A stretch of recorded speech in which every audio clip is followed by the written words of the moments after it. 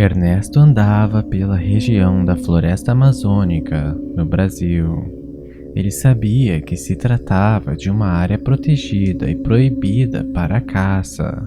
No entanto, a quantidade vasta de animais selvagens propiciava uma oportunidade única para garantir algum dinheiro extra no mercado de animais selvagens.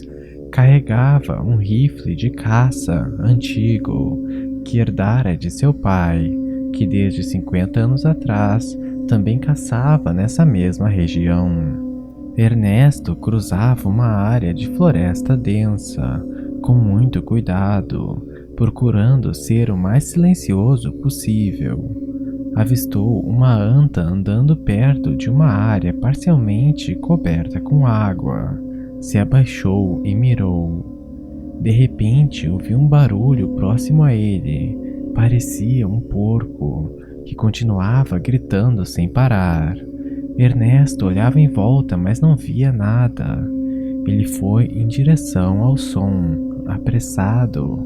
Chegou ao que parecia uma trilha, embarrada. Podia ver claramente pegadas no chão, mas pareciam humanas e eram bem recentes. Começou a segui-las, mas algo estava errado. As pegadas pareciam mais secas e antigas, não mais molhadas e recentes como se esperaria de uma trilha de pegadas. De repente, Ernesto ouviu um som à sua volta, mas antes que reagisse de qualquer forma, um porrete acertou sua cabeça e ele desmaiou.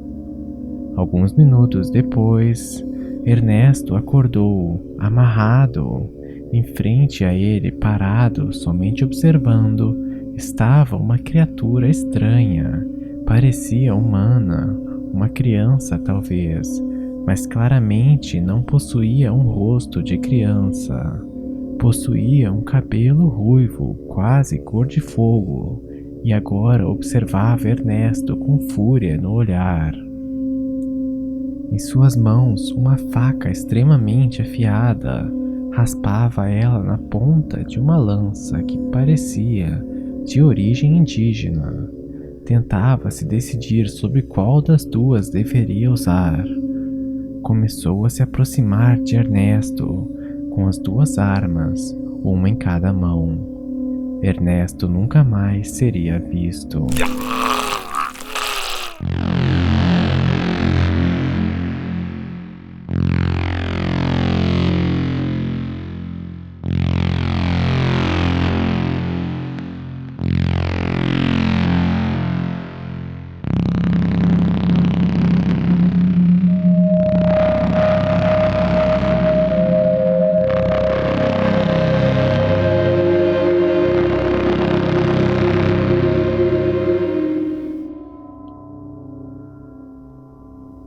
Na região da floresta amazônica, uma criatura relatada há mais de 500 anos.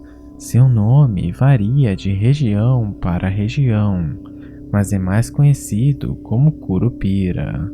Uma criatura de 90 até 120 centímetros, cabelos ruivos, pele avermelhada, amarelada ou às vezes até descrito como sendo coberto de pelos.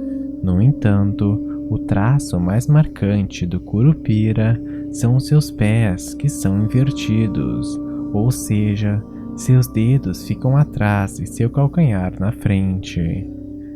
Quando chegaram na América, os europeus entraram em contato com as histórias dessa criatura. Alguns descreveram que os indígenas tinham tanto medo dela que era como um demônio que aterrorizava-os, mas não foram somente eles que tiveram contato com a criatura. Desde aquela época, das profundezas da mata amazônica, chegam relatos de seringueiros, caçadores ou navegadores, sob o que parece ser um espírito que, segundo as testemunhas, protege a floresta, que seria o seu lar. As principais lendas dizem que essa criatura vigia a floresta, protegendo-a. e seus animais da maldade dos caçadores e dos lenhadores. Usaria sua habilidade e sua magia como uma forma de afastá-los, mas, ao mesmo tempo, protegeria aqueles que são bondosos e caçam somente para se alimentar, garantindo que tivessem uma caça segura. Além disso, poderia ajudar aqueles que se perdem, guiando-os até a saída da floresta. Mas há versões da história do Curupira que diferem e muito da versão infantil e simpática como às vezes ele é representado. Enquanto as versões bondosas falam de um espírito que protege a floresta e seus animais do desmatamento e da caça predatória e gananciosa, as mais antigas e oriundas das tribos indígenas descrevem uma criatura maléfica. Essa criatura mataria quem o desrespeitasse, e às vezes até mesmo antes disso. Seria uma criatura pretensiosa e má, um espírito que vive na floresta e caça suas vítimas, os torturando para somente no final arrancar seus dentes e usá-los para decorar um colar que possui no pescoço, feito somente de dentes e ossos humanos. Mas por incrível que pareça, ainda fica pior. Há versões que relatam o Curupira como uma criatura demoníaca que caçava e enfeitiçava crianças das redondezas, atraindo-as para um determinado local na mata e assassinando-as. Essa criatura cheia de ódio seria tão maléfica que o deus Tupã, uma poderosa entidade dos indígenas tupis, criou o mundo inferior, um local onde todos os curupiras foram e atualmente habitam. Quando vão caçar, os indígenas sempre levam oferendas por temor e por respeito a essa criatura.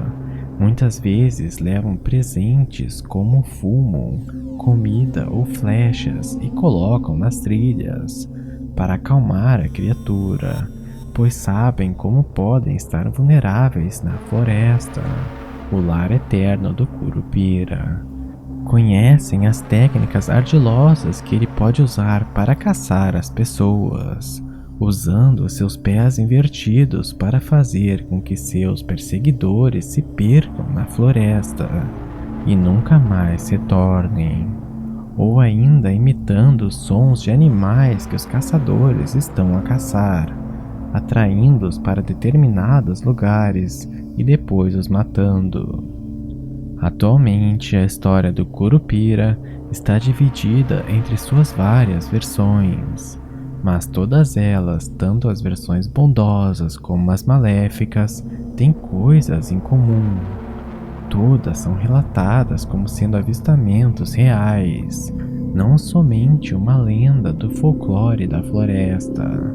Há quem diga que avistou ou foi atacado pelo Curupira, principalmente os seringueiros e extrativistas de frutos da Amazônia, que sempre estão em contato com algumas das partes mais profundas da floresta, além de estarem realizando aquilo que o Curupira prega para não ser feito: extrair e devastar a natureza para outros objetivos que não são a alimentação dessas pessoas. Desde a chegada dos europeus na América Latina, essa criatura ronda as partes mais sombrias da floresta e da mente daqueles que vivem perto dela. Mas como afirmar para aqueles que avistaram a criatura que o que dizem ter visto é somente um fruto da sua imaginação? Talvez haja algo que ainda não conhecemos vivendo na floresta amazônica, vigiando com boas intenções ou com algumas extremamente maléficas. Seria o Curupira somente um produto do folclore? Seria uma criação da imaginação humana quando confrontada com algo tão ameaçador como a floresta amazônica? Ou será que estamos diante de uma criatura real, que habitou e ainda habita as florestas, Seria o Curupira uma realidade?